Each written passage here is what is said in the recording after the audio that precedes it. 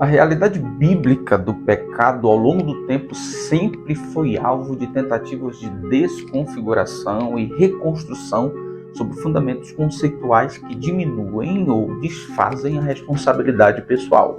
Sob a alegação da libertação da religiosidade, o número dos iluminados que fogem da realidade do pecado cresce e a oportunidade de provarem do maravilhoso perdão de Deus tornam-se escassas. O perdão é real, desde que o pecado também o seja. Paz, eu sou o pastor Wellington Salles e é um enorme prazer vir aqui para fazermos alguns comentários, algumas reflexões sobre a lição de número 3 dos jovens, a realidade do pecado. Antes de darmos continuidade a esse momento de consideração a respeito dessa lição, eu peço gentilmente que você inscreva-se no meu canal, curta, compartilhe. Fazendo isso, muito fácil, você vai me ajudar a produzir outros materiais como esse. Tendo dito isso, certo de que você vai se inscrever, vamos à nossa introdução. E a respeito dela, especialmente nesse contexto de estudo sobre o pecado, é interessante saber que, quando nos propomos ao estudo desta doutrina, nós somos lembrados de que ela se relaciona com várias outras doutrinas bíblicas.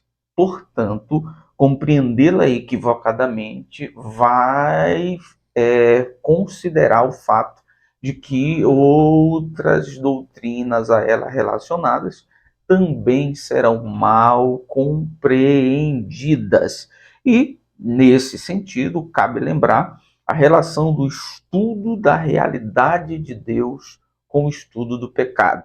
Porque, à luz da santidade de Deus e pela compreensão de que o Senhor é o Criador do ser humano, tendo estabelecido como Senhor e Criador padrões, regras, para que ele convivesse, é que nós começamos o nosso estudo, na medida do possível correto, sobre o pecado.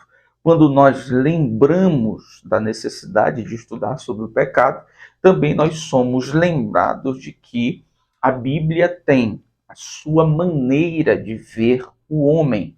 Existe, como você sabe, uma variedade de estudos, perspectivas sobre o homem, seu ser, sua origem, seu futuro, sua constituição. Portanto, nós podemos falar no plural que existe antropologias, mas para nós, especificamente, nos interessa a antropologia bíblica, a antropologia pelas lentes das Escrituras, ou seja, o homem é aquilo que a Bíblia diz que ele é. E nesse sentido, nós somos lembrados na antropologia bíblica que o homem é criatura de Deus, feito à sua imagem e semelhança, na categoria de bondade essencial, como as outras obras criadas, mas por causa da sua decisão de desobedecer, foi prejudicado fatalmente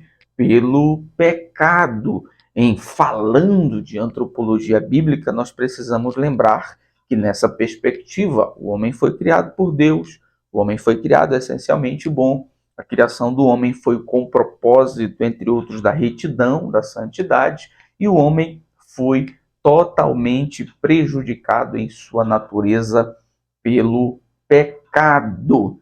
Tendo feito estas considerações, a consideração da relação da doutrina bíblica do pecado com as outras doutrinas, sob o risco de, em compreendê-la equivocadamente, ou ter um pensamento equivocado sobre o pecado, nós vamos também errar em compreender outras doutrinas bíblicas, especificamente a doutrina sobre o ser de Deus e a doutrina a respeito do homem. Nós vamos ao nosso ponto 1. O que é pecado? O que é que nós vamos ver nesse ponto 1? Primeiro, essa variedade conceitual e secular sobre pecado, a realidade bíblica. O que a Bíblia diz sobre o pecado e esse ponto, eu diria, muito sensível da doutrina bíblica, secularmente sensível, historicamente, milenarmente sensível,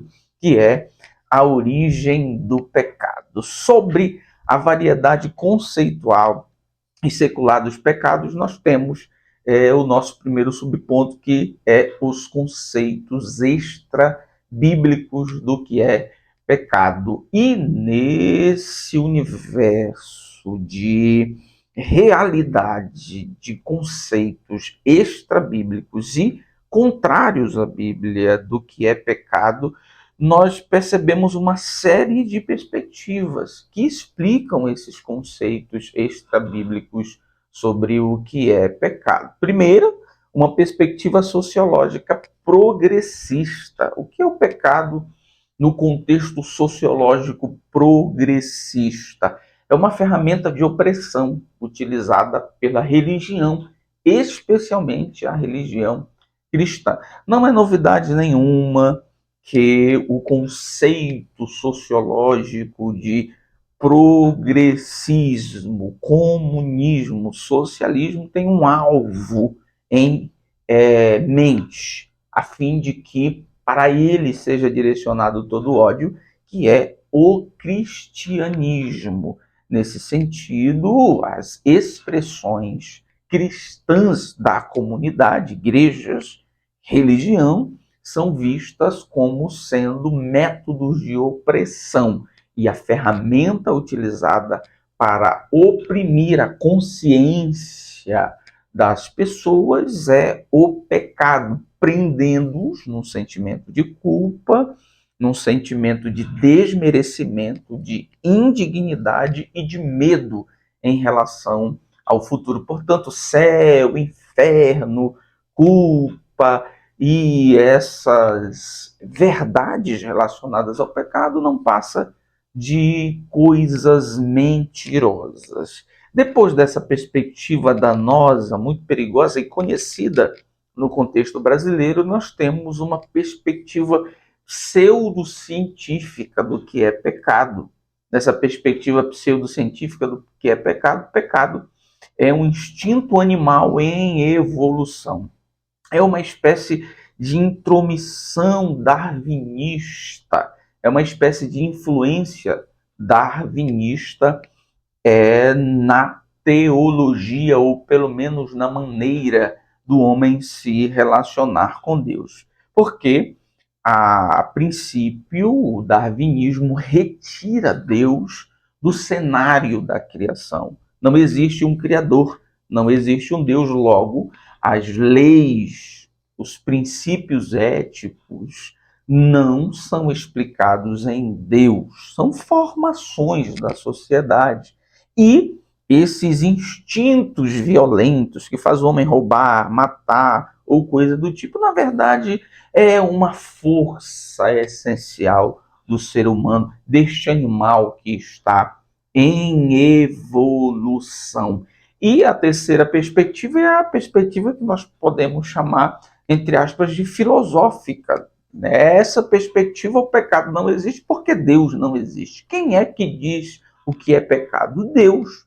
Se Deus não existe pecado. Então percebam que existe uma variedade de conceitos a respeito do pecado, a depender da perspectiva, entre aspas, escolhida. Perspectiva sociológica, o pecado é uma ferramenta de opressão religiosa, especificamente cristã. Na perspectiva pseudocientífica, o darwinismo, o evolucionismo retira Deus do cenário, e o pecado cometido pelo ser humano, na verdade, não é um pecado, é um instinto animal, é uma espécie de herança desse longo e inexplicável processo de evolução. E, por fim, a perspectiva filosófica apresenta o pecado como uma irrealidade. Não existe, porque Deus não existe. É nesse contexto de variedade, de concepções a respeito do pecado, que nós vamos percebendo que todas elas têm como um objetivo apresentar o homem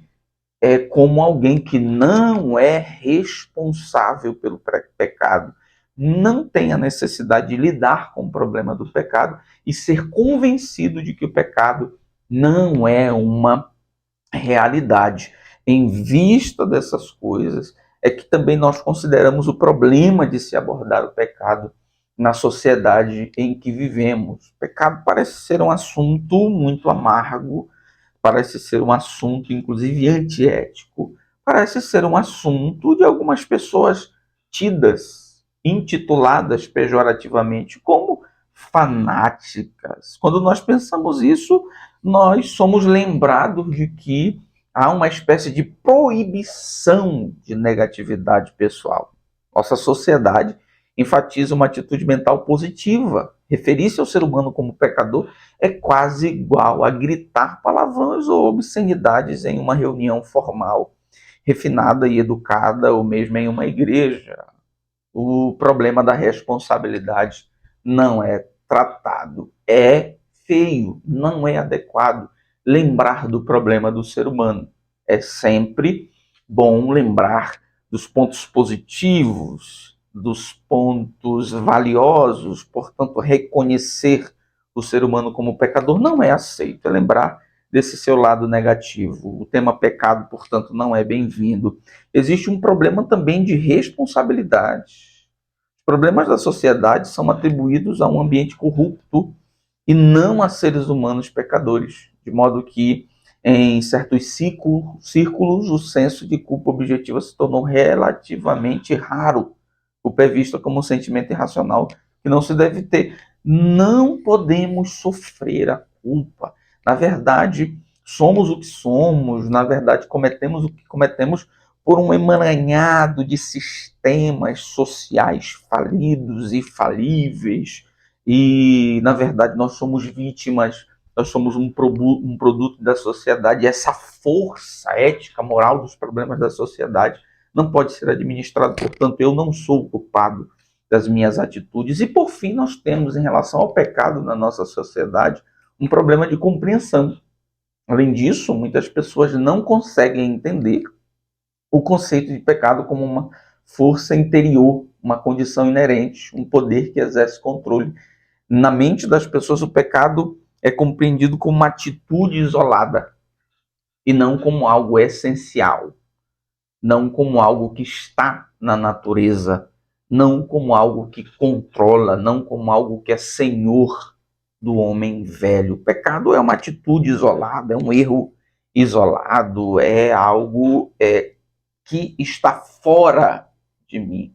E a realidade bíblica é uma realidade muito mais complexa, profunda e séria. Ou seja, o pecado é inerente à minha natureza, é uma força interior, é um poder que exerce controle, é senhor sobre o homem velho. Então, senhoras e senhores, percebam a problemática que é, neste tempo, nesta sociedade, nós lidarmos com a realidade do pecado.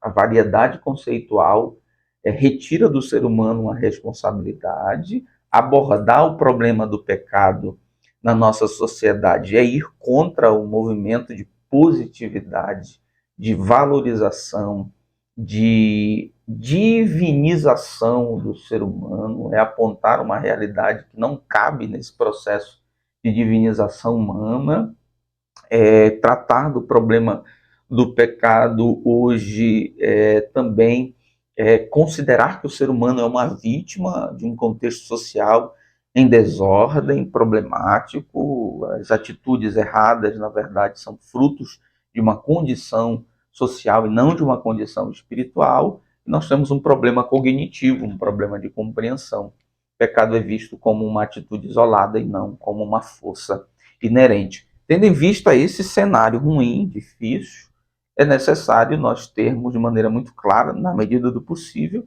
o conceito bíblico, que é o nosso segundo subponto, o conceito bíblico do pecado. E aí, quando nós estamos estudando sobre pecado, uma das primeiras etapas, um dos primeiros tópicos é a respeito dos nomes que a Bíblia dá para o pecado. E é interessante pensar que a Bíblia utiliza uma variedade de termos para a mesma coisa, para pecado, exatamente para apresentar, às vezes, as variedades da manifestação, as variedades dos prejuízos, a variedade do contexto em que ele se manifesta. A Bíblia emprega muitos termos para se referir ao pecado. Alguns focalizam suas causas, outros sua natureza e ainda outros suas consequências, embora essas categorias nem sempre sejam bem definidas.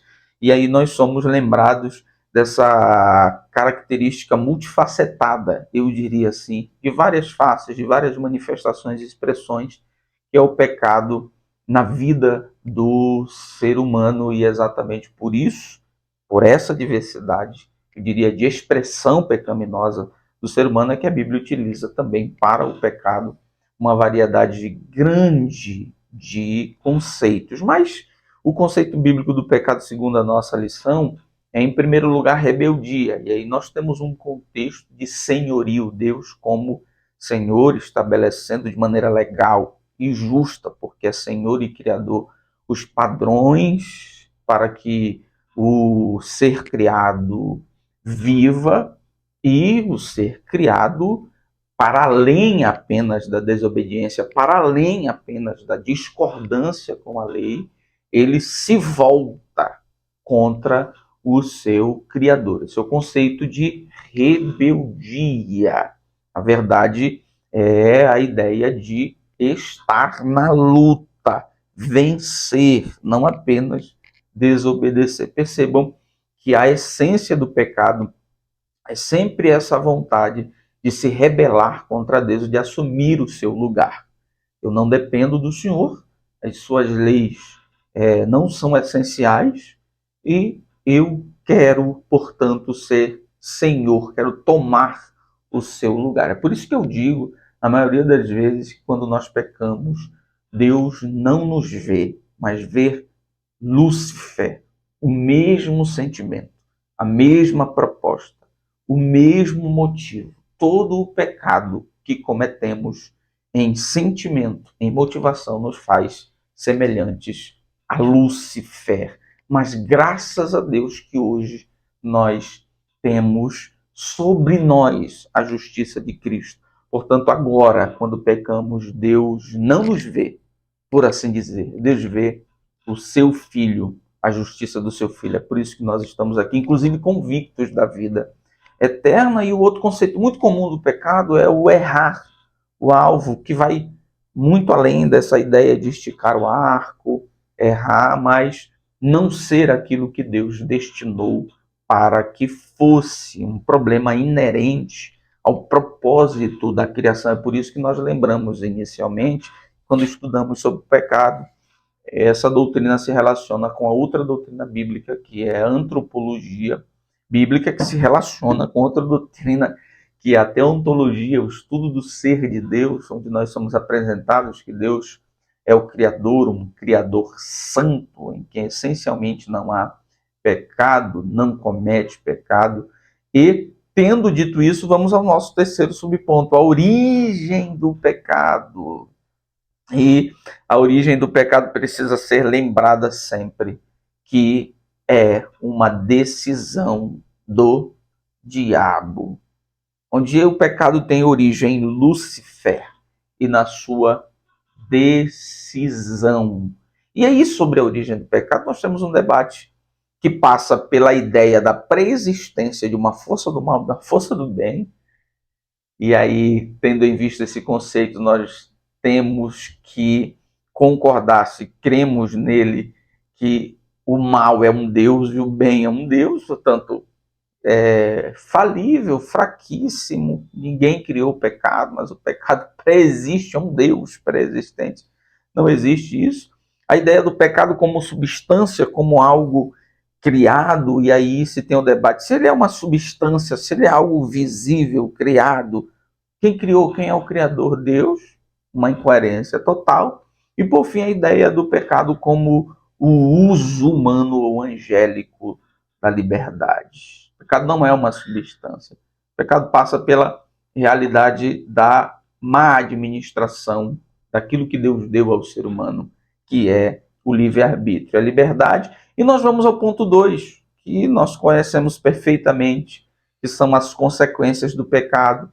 E aí a consequência do pecado é estudada a partir da perspectiva de que o homem foi criado essencialmente bom, na mesma categoria de bondade, de perfeição, a imagem e semelhança de Deus, conforme as outras criaturas, conforme as outras criações, essencialmente bom. Mas o pecado degrada, ele não mata, ele não extingue a imagem, a semelhança, a bondade intrínseca dessa criação divina, mas prejudica profundamente e também prejudica profundamente o contexto em que esse ser humano criado à imagem e semelhança de Deus, mas prejudicado pelo pecado, vive. Ou seja, o pecado imprime seus prejuízos no mundo. Então perceba que o pecado não apenas prejudica o ser humano, mas prejudica o cenário em que o ser humano vive. E do contrário, a ideia divina era que o homem fosse o seu representante e o ambiente em que ele vivesse também desfrutasse da bênção. Mas outro Senhor, pela decisão de Lúcifer e pela decisão de Adão e Eva, entrou em cena, portanto, imprimindo, lançando não apenas sobre quem decidiu, mas no ambiente em que quem decidiu vive, os prejuízos do pecado. E por fim, o nosso ponto 3 é as consequências para quem comete pecado. E a consequência para quem comete pecado se baseia num conceito de separação, que nós somos apresentados à realidade da morte. A morte física, que é a separação da parte espiritual do homem do corpo, e a espiritual, que é a separação do homem da vida, que é Deus. E a morte eterna, que é essa separação eterna do homem e o seu Criador. Morte física, corta o laço dessa parte espiritual do homem com o corpo, portanto, também corta o laço do homem com o mundo em que nós conhecemos, separação. Morte espiritual, uma separação que pode ser momentânea do homem do seu Criador, pode ser momentânea porque ele pode ouvir o chamado de Jesus e responder positivamente a esse chamado, nascer de novo, ressuscitar para a vida em Cristo Jesus, e a perdição eterna é a separação eterna do homem do seu Criador. Senhoras e senhores, estas são as nossas considerações acerca da lição 3 dos jovens, a realidade bíblica do pecado, que passa pela concepção da variedade dos conceitos, dos problemas em relação à expressão do conceito, foca no conceito bíblico do pecado, reconhece esse ponto muito sensível, que é a origem do pecado, considera as consequências do pecado, a partir da concepção de que o homem foi criado bom e os prejuízos que o pecado lançou sobre o ser humano e sobre o lugar em que ele vive, e o ponto 3, as consequências para quem comete pecado. Separação física, espiritual e separação espiritual eterna, que é a perdição eterna. Deus abençoe você e a sua vida em nome de Jesus.